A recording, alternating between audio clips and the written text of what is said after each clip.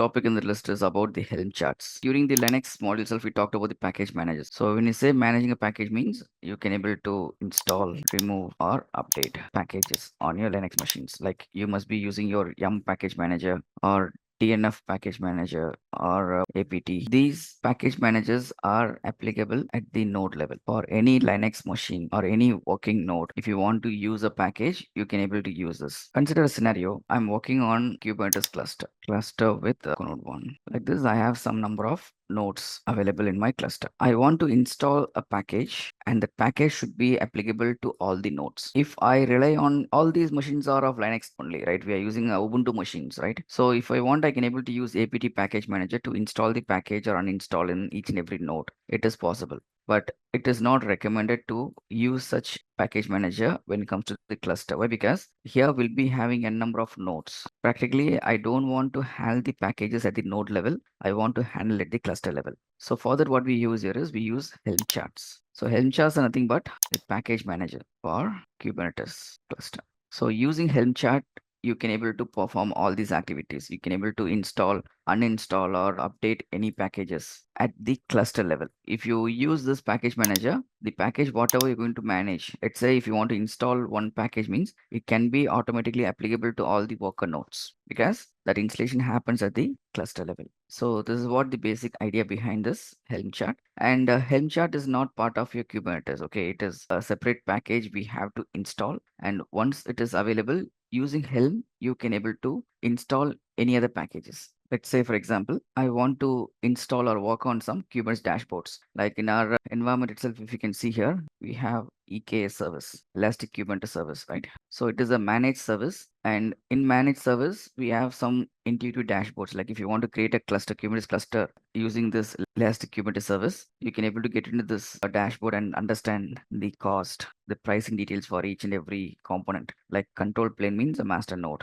and worker nodes. So pricing for the control plane, pricing for the nodes and other networking components, everything is listed here. It's a paid service. And if you want to create anything, just click on add and create. So through this dashboard, we can able to, it's like a form filling activity, right? Enter the name of the cluster role, and you can able to choose the Kubernetes version, which version of Kubernetes you want to use, right? And all other required parameters. So working with managed service is very easy. Anyone who's having a very basic knowledge in Kubernetes, they can able to quickly adapt to this because that much they have designed this interface. It is very intuitive that anyone can able to quickly understand and adopt to this process. But if you're working on open source Kubernetes, we do not have that capability because open source is basically through the command line utility. Using kubectl commands only you can manage it. So how we can able to prepare such an intuitive dashboards, or how you can able to control your Kubernetes deployments through your dashboard. For that, we can able to use some package manager like Helm package manager and install the required Kubernetes dashboard packages. So to install Helm package manager, we need to first download the Helm package manager, and the only prerequisite is it should be installed only on your cluster. That means you'll be installing in a Kubernetes master node. Once you install Helm, using Helm, you can able to download the repositories and then install the correspective packages. So there is official documentation for this, like this document if you can refer. Yes. So this is one of the official GitHub repositories where we can able to understand the releases or versions of your Helm packages. And apart from that, there is another official page, this one. So this is official page. I'll be updating this page in your document, and from here you can able to understand how to install Helm. It's just a process of downloading that Helm product or a version and then extracting it and adding it to the default directory to access it. That's all. So if you want to go with the desired version, you can able to browse through that repository, the GitHub repository, whatever I said. They maintain the versions of Helm packages. V3.16 is the latest version. Like that, if you want to go with any desired version, just go to that version, right click on that version and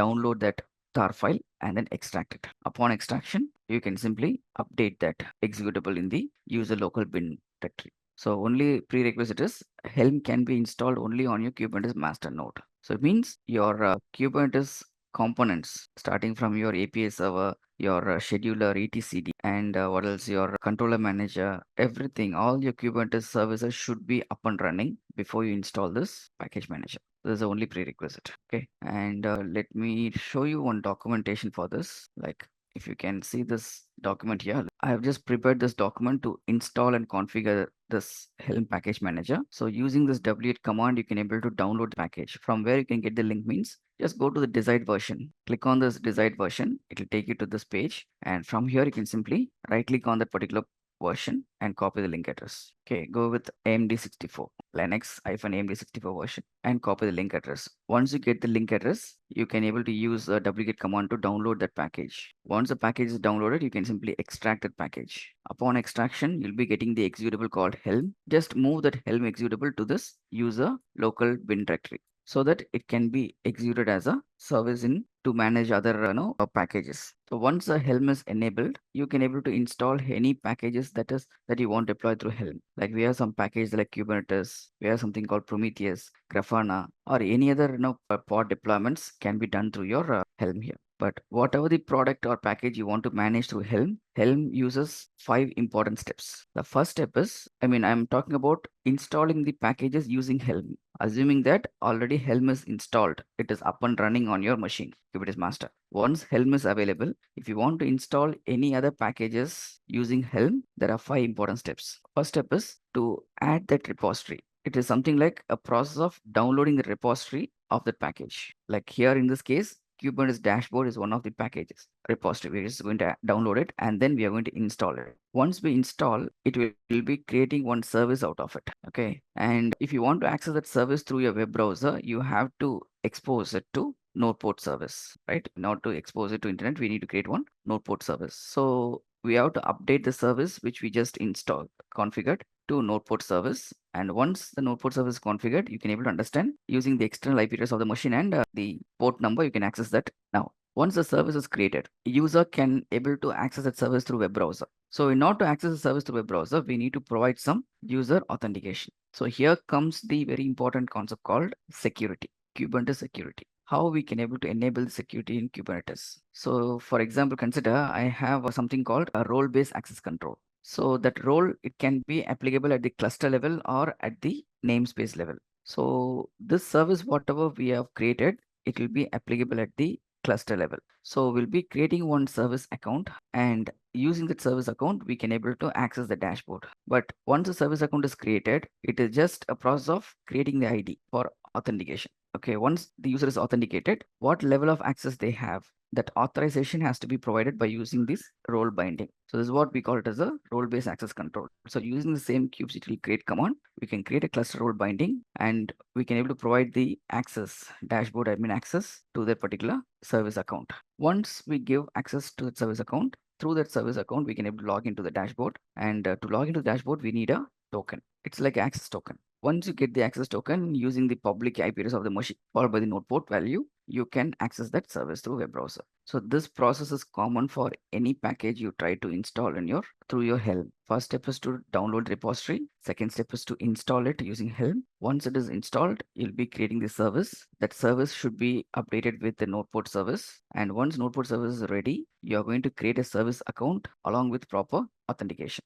Once authentication is completed, we have to prepare the token to log in. That's it. All right. So if you want, I can show you the demo of this installation process and we'll see how to use your Kubernetes dashboards through your web browser. But this is something promptly used by the Kubernetes administrators basically. Okay, like if you are using your open source Kubernetes, every time we cannot rely on our command line utilities. We need some dashboard to visualize the Kubernetes components, to scale up or scale down all the stuff. For that, it is mostly used by the administrators. All right. And application team also, if they want to use this, we can able to provide them access with some limited access. Like in that case, that role-based access control will be defined at the namespace level for which environment, for which namespace they want to work. They'll be having access only to the namespace, not at the entire cluster level. Right. Okay. So we're running this through your root user, right? All right. Anyway, so I shared the list of activities. So I'll be downloading this package first. So I can see I just downloaded it using the command. That Helm package has been downloaded. It is available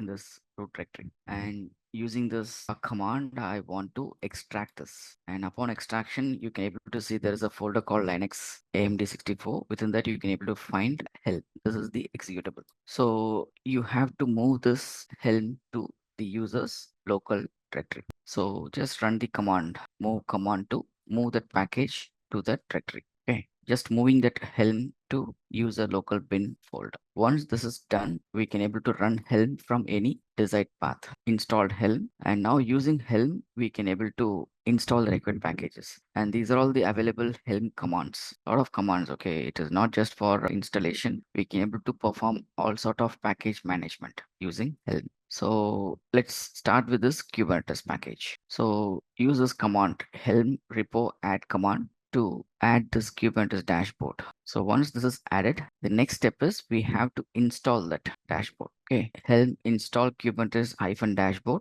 followed by that repository name. Okay, so once the actual name is Kubernetes dashboard, this is what we are going to install. It's a package. So just execute this. It might take some time to extract and install. So now it is successfully installed in this cluster. Now to access this, it is giving a recommendation like we are going to use a service. There is a command called kubectl get svc. It is to get the list of services. Okay, so if you say kubectl get svc, it will get the list of services. And you can see as part of our Kubernetes dashboard package installation, we can see some services like Kubernetes dashboard API, auth, Kong proxy, all the stuff. So this is another proxy server we can consider. Like yesterday itself, we talked about some Nginx, right? Proxy server. Similarly here, we can able to use this Kong proxy server to update our package, access our service. So what we are going to do here is, if you look into this service, it is enabled with ClusterIP and it cannot be accessible through a web browser. It is not exposed in it because the scope of the service is within the cluster. So all that we should do here is we have to edit that service by using kubectl edit command, kubesvc. It will open up that service definition manifest file, the editor. Just go to insert mode, scroll down, and you can see there is a parameter called type parameter. In this type parameter, by default is defined as ClusterIP. Just change it to NodePort. That's it. So this kubectl command is not just for editing a service. You can able to edit any Kubernetes object. Once you edit this, you can simply save that file. That's it. The file service will get automatically updated. And now if you again get the list of services, you should able to see that service has been updated with NodePort. And whenever we create any service of type NodePort, you can able to get the NodePort value here, right? 32236 is this value here. Easy. So once you get this, you can able to use the external IP address of your machine, like your master node, and access that service. So take the external IP address of the machine and access it through your web browser. But the point is, when you use this by default, it opens in the HTTP. Just change it to HTTPS and access that service. Easy. But when you try to run this through a web browser, it will take you to the Kubernetes dashboard login page. And in that login page, it expects the user credentials. Like we need to provide the user ID, or we can have a service account with a token. So first let's create one service account. And once service account is created, we are going to give additional access to that service account by using this cluster role binding.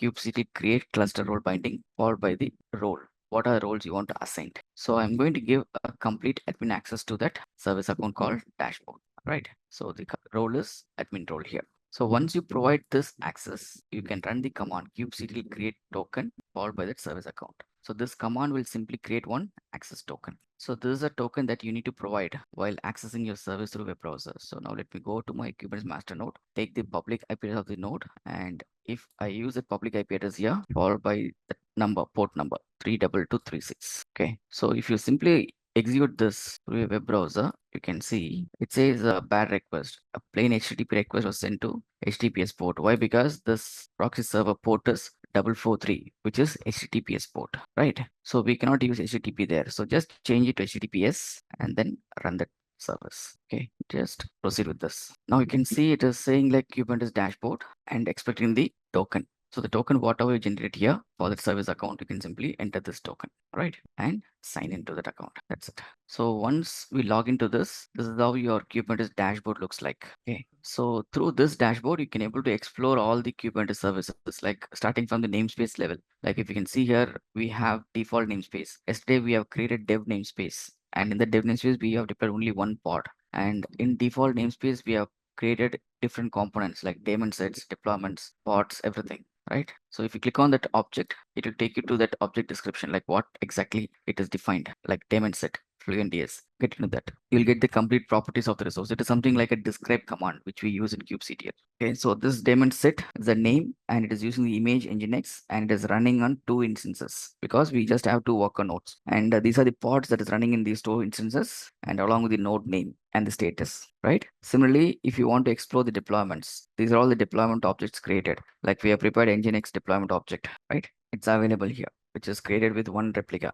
now. All right, like this, we can able to explore all the Kubernetes objects that we have created here. And at any point of time, we can able to customize this or we can able to create a new service also. Like these are the namespaces available. And in this namespace, what are the resources we have? You can able to explore it along with the log and event metrics. It is just for our reference. Okay, Kubernetes dashboard is just for GUI based access. Like for example, consider I have a deployment object, nginx deploy, and now it is running with one instance of pod, correct? It is having one instance of pod. So you can see this is the latest version of the image used in this deployment object, and this is one instance here. So if you want, you can able to quickly scale up. Like there is a command option called scale, and you can able to set the desired count also. See what it is given here. This action is something equivalent to the Kubernetes scale command. That means what all things we are doing through our kubectl commands. Based upon that only this dashboard has been prepared. So even if you give this, internet is going to execute this command actually, right? And scale up. All right. So now you can see it is getting scaled up, updated. So like this now we can able to quickly update our scale up or scale down the deployments or pods. Everything is possible from here. It is same like what we are seeing here. The 3 instance has been successfully created and it's up and running. Easy. So how this package, Kubernetes deployment package has been created means through your Helm package manager. And not only this, if you want, you can able to search for the product or you can use this option to create new resource. Like if you click on this option, we can able to get 3 different scenarios here. First thing is you can able to create any Kubernetes resource if you have that manifest file. Like for example, in our rest session, we were using some manifest file, right? Like this one. If you have the manifest file ready, just copy this manifest file directly into this multi-line text box and upload it. As soon as you upload, it will create a resource that is defined in this manifest file. This is one way of creating it. No need to go to your V editor and create your file. Easy. Or you can able to create from file. Let's say I have this manifest file available in local machine. Sometimes what happens, we just version control it. The files will be maintained in a source code repository like GitHub, and we just download it to clone it to a local machine. And I want to use that file without any local changes because those files will be updated at the global repository. So in such scenarios, if you want to access the file, you can simply click on this create from file and upload the file. Browse, it'll take you to the file system, upload that YAML file or JSON file, and it creates the object. Or we have another option called create from form. Create from form in the sense like consider I have a GUI based, like how we are using your EKS. This is a form based, activity, right? Each and every parameters we are filling it here manually. Similarly, we can able to use this option. Enter the name, container image, click on next. It just take you to next page and add all the required parameters. Right. So if you want to interactively work on your Kubernetes, open source Kubernetes, we can use this Kubernetes dashboard that can be prepared with help of your Helm package manager. Helm is a package manager, right? Using package manager, we can able to create what you call that update or remove the resources. So that is what I showed you one example with Kubernetes dashboard. Similarly, as like Kubernetes, we can able to install some monitoring tools like Prometheus, Grafana, or you can able to install some logging tools, right? So any package, any deployment you want to do, you can able to do it through Helm. Correct. Consider I already have a manifest file available. I just want to execute this manifest file. So through Helm, we can able to deploy it. It's possible. Right? Yeah. Ingress is just a set of rules which is used to route your request based upon the protocol, like whether you're going to go with the simple routing or host-based routing or path-based routing. Yesterday we talked about, right? So it is a controller object through which we can able to route the request to the corresponding service. All right. So yeah, that's it about your module, and I'll be sharing this installation process for Kubernetes as well. For Helm chart as well. Use it along with the example for dashboard. So in real-time environment, we'll be using Helm for managing any packages. Like in my case and all, I'm using a lot of logging tools. I'm using some sort of monitoring tools. And even my day-to-day deployments are done through Helm package manager. Right. And a lot of system admin activities like maintenance activities. I want to do some regular cleanup activities. Some packages, cleanup packages can be installed and it can be scheduled through your Linux cron tab to run those things. It's possible. Yes, it is applicable for any Linux based operating system, right? So now next we'll see how to integrate this Docker and Kubernetes in Jenkins CI/CD pipeline. Because in our last module, I mean, till that Jenkins module, we were able to create a CSD pipeline for continuous integration and deployment to the target server, right? So we haven't created any pipeline using Docker, I believe. In a typical environment, we use something called application deployments directly to target environment. But in any microservice application architecture, we need to containerize it. We never deploy the package. Consider in my stage 2, I have prepared the package. Application artifact is ready here. Once the application artifact is ready, I have to use that artifacts to prepare a new image, application image. So to prepare a new image, what we use basically, we use a Docker file. Remember, so using Docker file, we can able to prepare the Docker image, and that image can be published to a container registry, and from there it can be deployed to Kubernetes cluster. All right. So this step will not be there in our new process of containerized deployment. Right. So to work on this, let's say today you got a requirement, okay, to onboard an application. I'm giving you one real-time use case scenario now. Onboard an application to a DevOps CI/CD process. Okay, and I can consider like a containerized. Okay, so this is my requirement. So how we are going to address this? You are from DevOps team and you got a requirement to onboard an application, right? And that application is a containerized application using Docker and Kubernetes. You're going to deploy it. So what will be your approach? How you will handle this? As a DevOps architect or as a DevOps lead, what are all the steps we need to follow? If you understand this workflow, right, it will be very much helpful for you to manage or work in your real-time environment. For an example, consider to fulfill this requirement, always we should start considering it from the infra perspective, right? Infrastructure.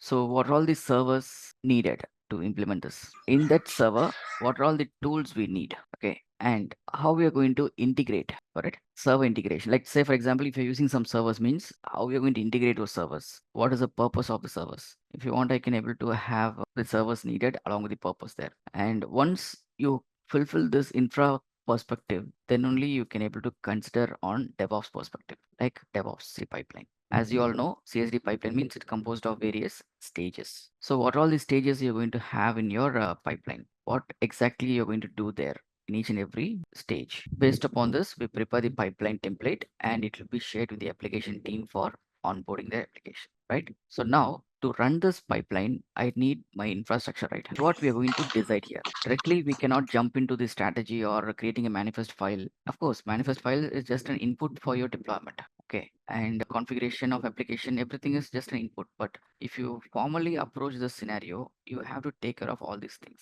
I want an end-to-end automation process now. So first thing is servers. Along with the purpose, you should say now. So let's say I'm going to use this or implement this using Jenkins architecture means I can use my Jenkins master node and I'll be using my Jenkins slave node for application build, correct? And once you identify the server, you need to identify the purpose of it. What is the purpose of Jenkins master here? So ultimately, Jenkins master node is used to create and schedule the Jenkins CI/CD pipeline projects, correct? And it will be scheduled to run in the corresponding slave node or in the main master node. That's not an issue. And what is the purpose of this slave node here? It is used to perform the application build.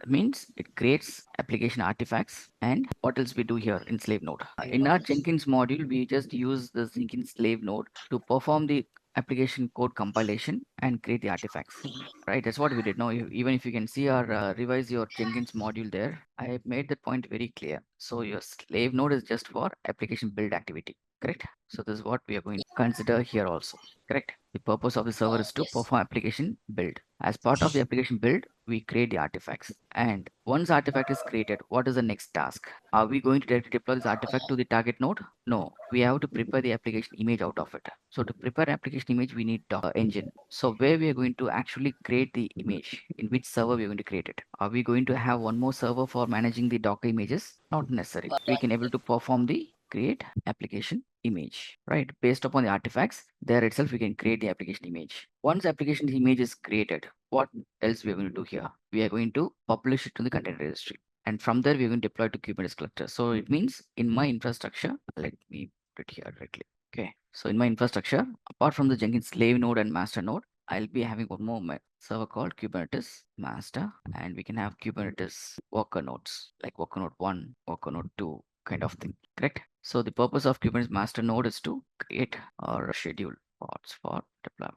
That's it, which gets deployed in the corresponding worker nodes. Easy. So these are all the servers we need, and these are the purpose of the server. So to fulfill this, what are the tools we need? What are the tools I need to install in this server? I'm just giving you the steps which we actually follow in real-time environment. Okay, as like that, we never create any pipeline project. Before we actually create the pipeline project, these are all the prerequisites, and it varies depends upon the application. It can be the Java-based application or .NET or React or Node.js, Angular, depends. Now, tell me what are the tools we need to install in Jenkins master node. So obviously we need JDK as a prerequisite for Jenkins, right? And if you want to manage your automated builds using your Jenkins like GitHub Webhook or PolSCM, we need to have Git installed in the machine. And in slave node, what are tools we're going to install? Obviously, we need to have Git because I want to perform the application build means first I need to bring the code that SCM checkout has to be performed on that slave node. So I need this Git, and then I'll be using the build tools like Maven. What are the tools needed here in this machine? We can install Docker engine. That's it. And in Kubernetes, you know what all things required, starting from your CRI, your kubeadm, kubectl, kubelet. For example, you are using your deployment objects, right? Like API servers, controller manager. So all these things are actually running or deployed as a pod that is done by a kubelet actually in Kubernetes master node. We are version controlling these artifacts in the slave node, and it will be converted to an image. And when you publish the image to container registry, there we are controlling your images. So I'll show you how to do that now. Once you are getting this, you should know how these servers are integrated. This integration also matters. So between Jenkins master and slave node, you have to enable the node configuration to Jenkins master. And your Kubernetes master should be attached to Jenkins master using publish OSS plugin. Okay. So using publish OSS plugin, your Kubernetes master. Okay. This is the step. It's a very simple and straightforward approach. No need to worry about any other implementation. So just use it. I think already you did it with your Tomcat server. You can able to follow the same procedure if it is Jenkins. Why we need to integrate Jenkins master and Kubernetes master means, as we discussed already, that source code repository, which is going to have the application code, should have the Docker file to perform the Docker build, and the manifest file, whatever we need to deploy our Kubernetes components, right? That will be part of the source code repository. So when you perform ACM checkout, that Kubernetes manifest file will be available in the slave node that you have to copy to master node. So through Jenkins master, the artifacts means here in this case it is a Kubernetes manifest file should be copied from Jenkins slave node to Kubernetes master node. Simple.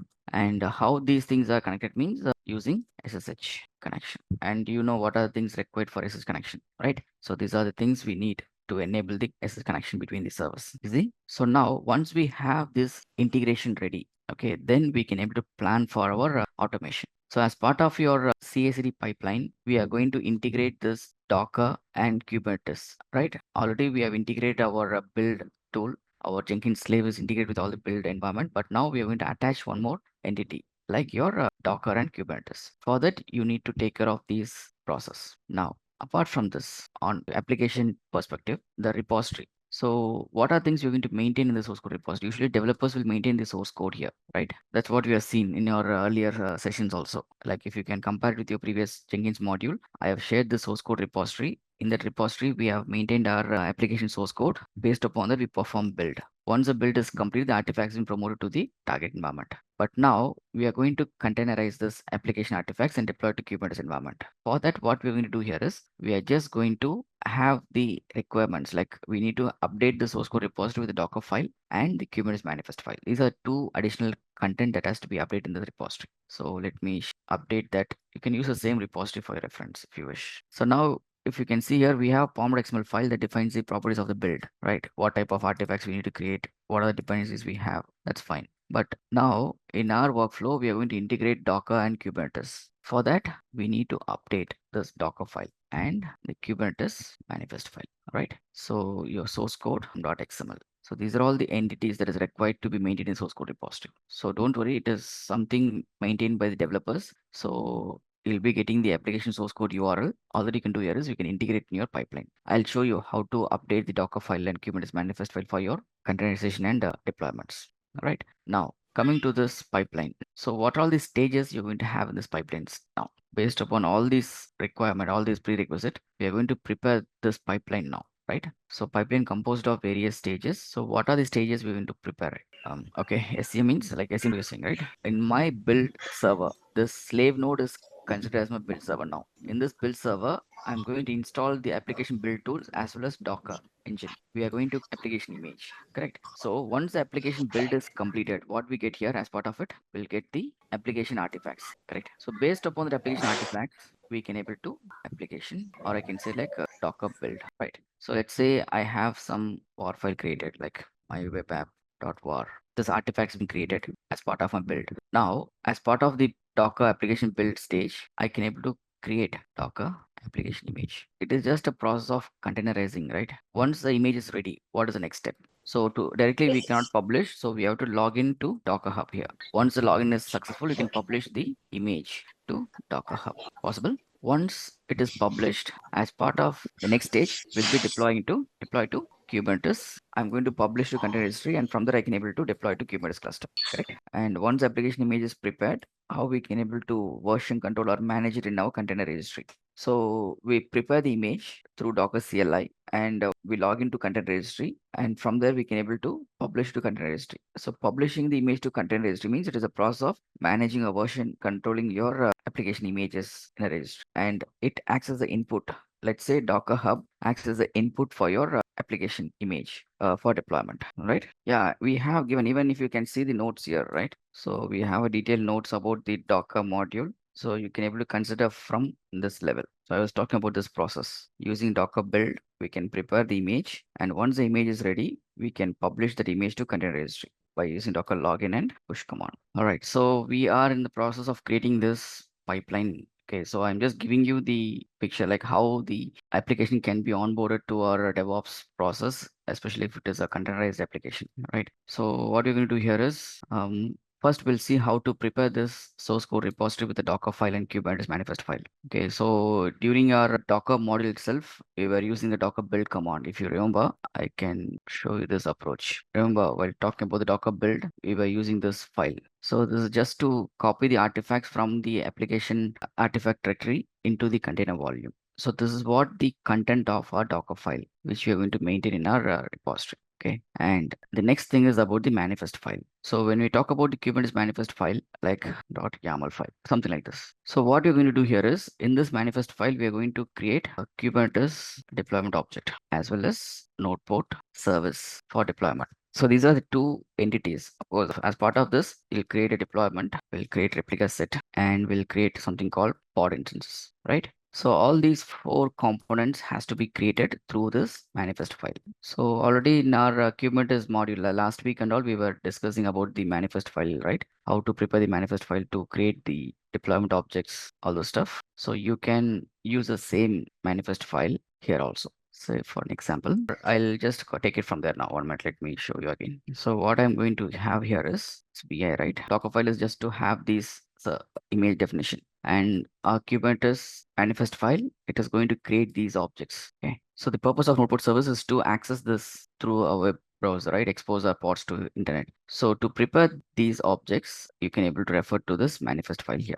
So this is something which we already used for deployment object. So what is that image we have prepared? If you want, you can use the same image, okay? Instead of creating a new one, like, so there's the image name, right? Ambient image kind of thing. So like this, we are going to prepare one image like Maven app. I think this is the image we published to container registry during our demo. So all that we are going to do here is we can able to use the same example. I'm trying to maximum cover based upon your known things, so that it'll be easy for you to remember things. So already we've done this. Docker push this image to container registry. So the image is already available in container registry that we want to deploy to Kubernetes. These activities we perform manually during a Docker module, but now we're going to do it through our Jenkins pipeline. Simple. So if this is an image present in your container registry, you can update the image name in your manifest file. This deployment control object, which we are going to create with a label, and it is going to have 3 replicas of your pods, and the template, it is going to identify the container, name of the container and the image. Okay.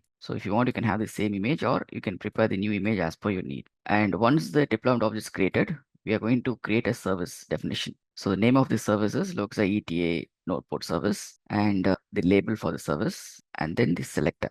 So this selector and the label of this deployment object, it is going to relate. Okay, how this deployment object is connected to the service means by using the labels and selector. And as part of your NodePort service, you'll be getting the NodePort, which ranges between 30,000 to 32,767. If you're sure about the value, if you know about that port, you can give it here. Otherwise, you can leave this parameter as optional one. At runtime, depends upon the port availability, a service port will be allocated to that. Simple.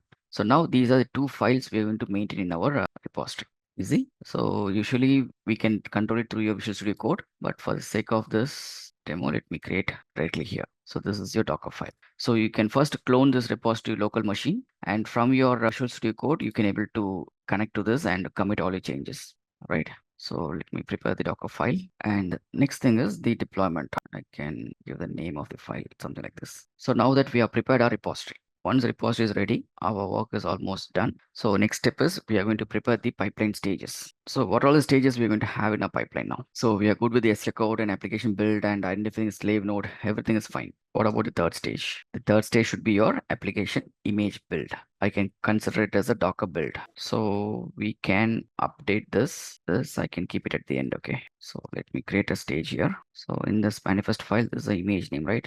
Web app. So I can use the same name to build the image. Okay, so that's it. So all that I did here is I just created one stage and I'm going to use a docker build command using this image name. I want to prepare this image based upon the build number. I want to control it, and the Docker file is already available in my workspace directory. And just in the console, I just want to check the list of images which we created. If it is available, that's well and good. And if you want to capture the latest version of your image, if you want to tag it, this is completely optional. Okay, if you want, you can make it. Otherwise, you can use a build number to move it to your target. That's also fine. So that's it. So all that we are going to do here is we're just going to update this. So once the image is ready, what's the next step? We are going to log in, right? That is another important thing. So already we discussed about the integration here. So as part of the server integration, we consider the Jenkins master and Kubernetes, and how this Jenkins master is going to get integrated with your Docker Hub. For this, we need to create credentials using Docker Hub access token. We have created our access token in Docker Hub, right?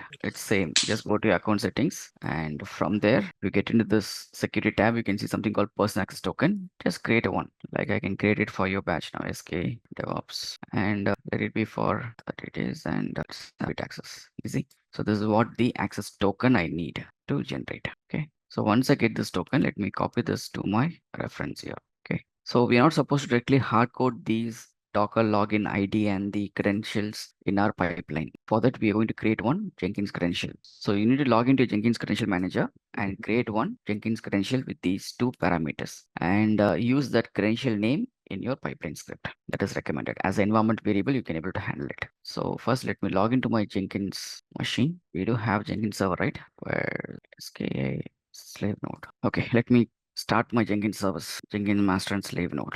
Already Kubernetes nodes up and running. So these are Jenkins node, right? Slave node. Okay, so this is I'm starting my Jenkins service through web browser now. I'm going to log into a console, Jenkins console.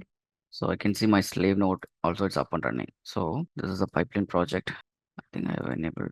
And before that, let's go to this manage Jenkins. So we already use a server for Tomcat server configuration, right? Similarly, you can integrate your Kubernetes node. So before that, let's configure the credentials, Docker Hub credentials here. So if you remember, during our Jenkins module, we have prepared this slave node credentials to attach our slave node to Jenkins master, right? Similarly, we are going to create one more credential parameter. Just go to this global and add credential. And I just want to add a credential for my Docker login. Okay, Docker login. It's taking some time. Yeah. So the username is the one which we create. Let me give the ID as Docker login ID, and the description also let it be Docker login ID. So user name is the username which we use to log into our Docker Hub. I think I kept it here somewhere, right? This one. And if you want to treat it as a secret, just enable it. It'll get encrypted, and password. The password, whatever you generated here as part of access token, you can have it here.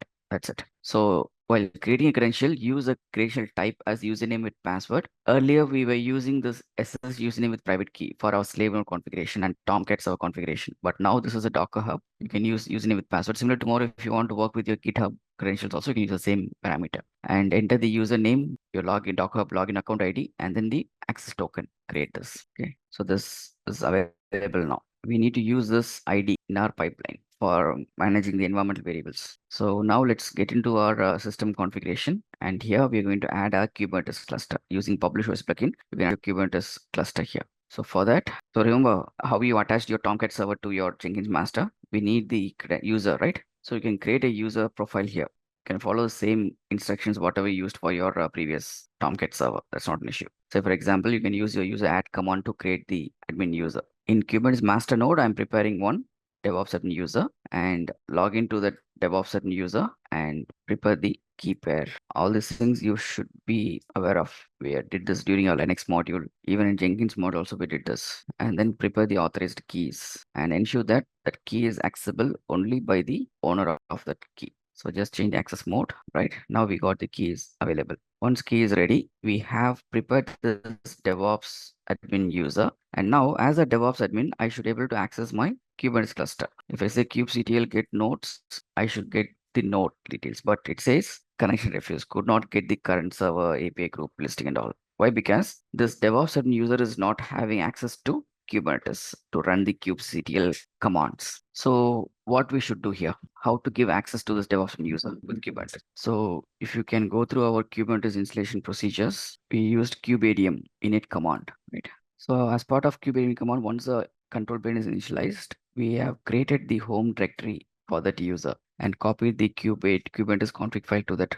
directory, correct? So this is what we need to do now. Okay, so create the .kube directory under the DevOps admin home directory and then copy the config file to that directory of DevOps admin's home directory. Simple. So let me do that first. So DevOps admin, right? So now we can able to copy that config file. It's all discussed already during our previous session. So you can simply reuse the same, right? As a DevOps admin user, we are going to execute these commands. Why? Because if you can see here, there is no folder called .kube folder. We are going to create the folder now. Correct. Now it gets created, and if you go to that folder, sorry, you can able to see that config file copy to that. That's it. So this is what expected. Now if you say kubectl, get nodes or pods, whatever, you should able to access it. Easy. Hope you are following this, right? So this is how we prepare our Kubernetes master node with the valid SSH credentials, username, and access to Kubernetes. Once you have this in place, all that we're going to do here is we can get into our Jenkins master node. You can use the same publish or just add a new server. It will be my Kubernetes master node. And the host name can be the public, sorry, what do you call it? Private IP address of that machine, and username, DevOps admin, and the remote directory. I can take the home directory of DevOps admin user because I want to copy the manifest file into this directory, and I can update the secret key here itself. All right. So user host name, username, home directory, and the key. With all these parameters, if you simply say test configuration, it should be successful. And it will be successful only if you properly configure your credentials. Easy. So now that we have completed this integration, if you can remember, we were talking about these steps, right? Server integration. Jenkins master should be integrated with your Kubernetes master using publish version plugin with all these parameters. It's completed now. And we have prepared the Docker Hub credentials also in our Jenkins master node. So we are almost ready with our all the prerequisites. Now we are going to prepare this stage. Already we prepared the stage to build the image. Next step is to log into your content registry. That's what, right? Log into your content registry and publish the image. Once it is successfully published, you can deploy to Kubernetes. So we're going to prepare these three stages now. So in order to log into your content registry, what we need the credential, right? So we are going to create one environmental variable here using Docker Hub credential and the login ID, whatever we prepared there. Okay, so it will be something like this. I'm going to create one environment variable Docker Hub underscore credential. That is something we are going to use the Docker login ID. This Docker login ID, whatever we prepared, this one. I just want to use in my pipeline. Once you have this, you can use this variable name during your Docker login command. So it should be something like this. Okay, this one. So once the image is ready, log into your Docker Hub account using this Docker login command. So if you remember, when you issue Docker login command, we use a user ID, right? Docker Hub credential USR, and it will prompt for the password. So the password is maintained in this Docker Hub credential PSWD environment variable. So from where these environment variables are generated means it is something available from this credential, correct? So this command helps you to log into your container registry. Once we log in, the next step is to publish the image to Docker Hub. So to publish image, the command is very simple. We can simply use a push command, right? So let me use a push command here, followed by that image name. Okay. So I use the next stage, publish to Docker hub registry, and I'm going to run a command docker push followed by that image. So the image is something which we have prepared here. Got it? SK web app latest image. So in this stage, it prepares the image, and that image is getting pushed into the container registry. And once it is published to container registry, the final stage is to deploy to Kubernetes. So we are going to deploy to Kubernetes by using this plugin. Let me change it as Kubernetes. Okay. So here we are going to use the same approach like how we used for a Tomcat server. Just go to your pipeline script and get into your, what is it called, syntax generator. And here you can search for the SSH publishing. And as part of this, I believe you must have done it with Jenkins module for Tomcat. Similarly, if you use the dropdown, you should be able to access it for your, I think I haven't saved that configuration here, right? I verified the status, it is successful. Let me save this configuration, whatever we did here, kube master. Now, if you go to your snippet generator, see here, we have Kubernetes master. And as part of this, what are we going to do? The requirement is as part of my build. Okay, so if you can see here, when I do SCM checkout, the actual source code repository will be downloaded to my slave node in my workspace folder, workspace directory. And from there, I perform the build, create the artifacts, prepare the image, and based upon the image, I create this Docker. Based upon that artifacts, I prepare this Docker image. Once the image is ready, I just want to publish to container registry. Now this command will publish this image to container registry. And to deploy this to Kubernetes, I need a manifest file, right? So this manifest file, whatever we discussed here, it is available in your workspace folder in your slave node. Okay, so we are going to copy that manifest file into the Kubernetes master node. This is my master node, and I just want to have it exactly. I want to keep it in my DevOps admin home directory. So that is what we're going to configure here. So kube master is my target machine, and the source file is the manifest file, whatever I have in my source code repository. And the remote directory is already be configured in this one. That is the home directory of DevOps admin user. That's it. And once you copy this manifest file to the Kubernetes master node, what you're going to do, you are going to execute a command kubectl apply fnf followed by the file name. So what's the file name there? It is kubedeploy.yaml.